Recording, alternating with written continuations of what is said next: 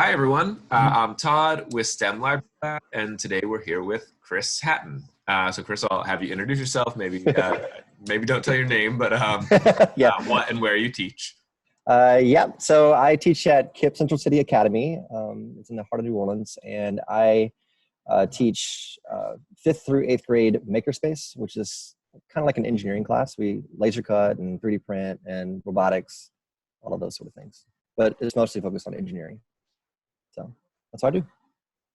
And so maybe talk a little bit about what sort of systems your school put in place for communication or getting stuff out, and or what systems you're using and how things are working.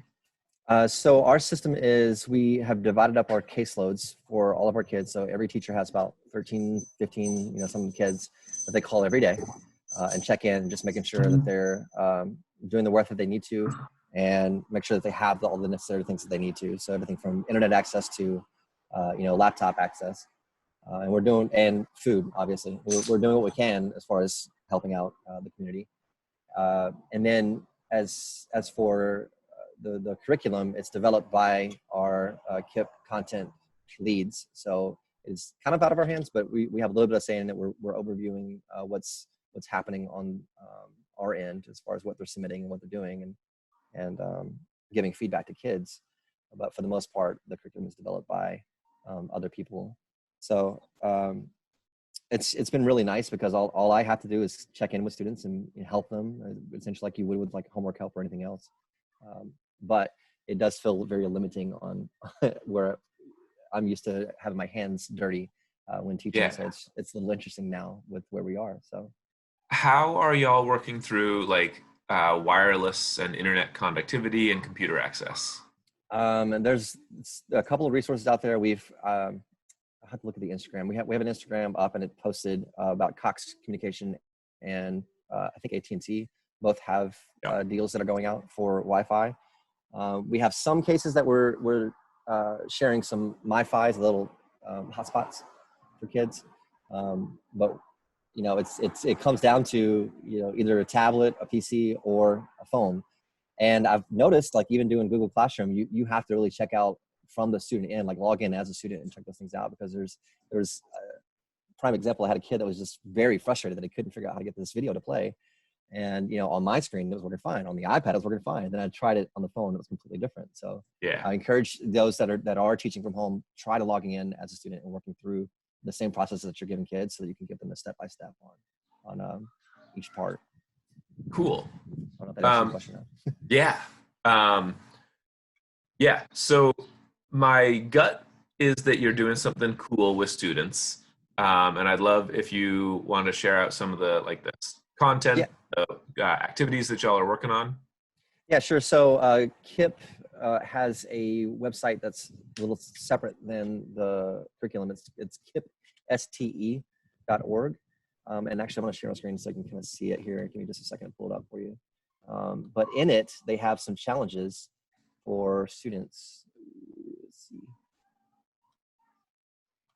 And you're welcome to use this. I don't know that the challenges are open to general public, but I think they're all right here anyway. So take use of them and feel free to submit. But kids are doing some of these different challenges, and then they earn an opportunity to be in a drawing for a $25 gift card. And we got that through Amazon Future Engineer. I don't know a whole lot about that, but I'm sure you can, Google that and find out if you're looking to do something similar with your school.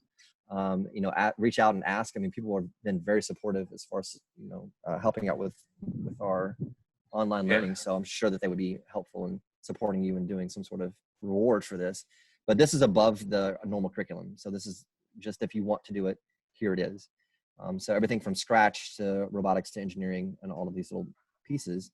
And we kept it simple on purpose, just having a challenge 1, 2, 3, 4, 5 on here. And then these challenges just update weekly. So, even though it has challenge 1, 2, 3, 4, 5, it's not just, all week long we're focusing on scratch or all week long we're focusing on robotics. It's you can choose one of these different ones in these paths that you want to, and these update weekly. So the challenges get either more difficult or, depending on how your levels go, you can, if you get through level 1 on robotics, then you can move on to level 2, so on and so forth. Cool. So this is just kind of one way that we're doing a little above and beyond the normal curriculum, because otherwise it is just worksheets that you're doing over and over again. So having something that you can enjoy doing and post about, like the challenge for engineering is like building a roller coaster. And the only way to really do that is to take a picture of it or to film it. And that really it breaks the wall for students to feel like that they are contributing more than just their thoughts. Now they're actually performing and putting together a piece that they can share with others. And that's super important for the work that I'm doing as a makerspace teacher, is that it's not just making just to make things, it's making to serve a purpose. Like we contribute to the world whenever we make something. So this is a great way for kids to kind of see some of that. Yeah, this is cool. Yeah. So we have that, and I'm going to share a little bit too. This is just a worksheet or spreadsheet that I worked on before we got on. I've been kind of working on developing a curriculum for mission to Mars, and there are several resources on NASA to check out, and everywhere else too. But I'll share this with you so that you can share it with others as well. But it has links for all different kinds of pieces and parts, from building a straw rocket out of paper, rolling up a tube of paper and making a rocket out of it, and then I've kind of made it to where you print out a map of Mars, and wherever you land on that Mars map is where you'll kind of research and find on Google and see what you can find out about that certain spot, things like that. Cool. So yeah, we have all of these different spots for that. So yeah, we have several spots for that. So feel free to check that out. Everything from, the robotic arm challenge is just using like hydraulics, using syringes, like turkey syringes and popsicle sticks. And I don't know if you're familiar with 5-minute crafts, but there's several different videos that you can kind of walk through to show you how hydraulics work with just using syringes and tubes and such.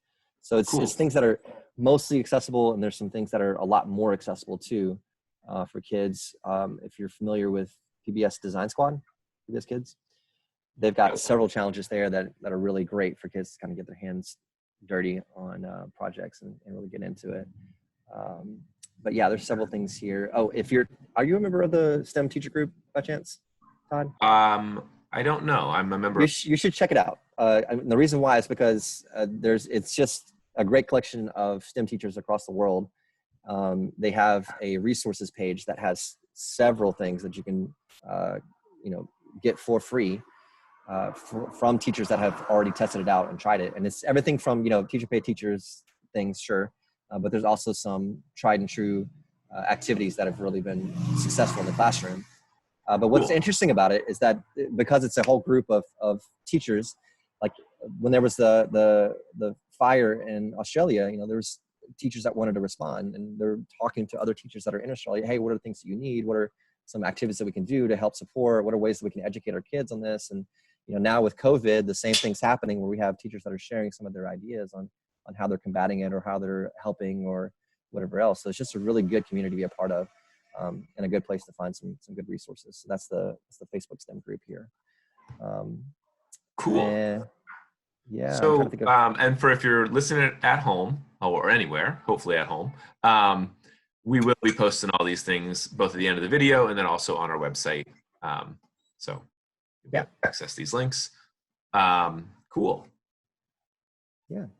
So I guess my last question for you, Chris, is if folks are interested in learning more or want to get resources, is there a way they can get a hold of you and connect? Sure. My email is actually, we just posted on the We'll post it on there. It's easier to. Okay. And then my email, you can call me anything you want to. So I'm happy to help any way I can. Sounds great. Thank you. We're all in this together. Yeah. All right. Thank you.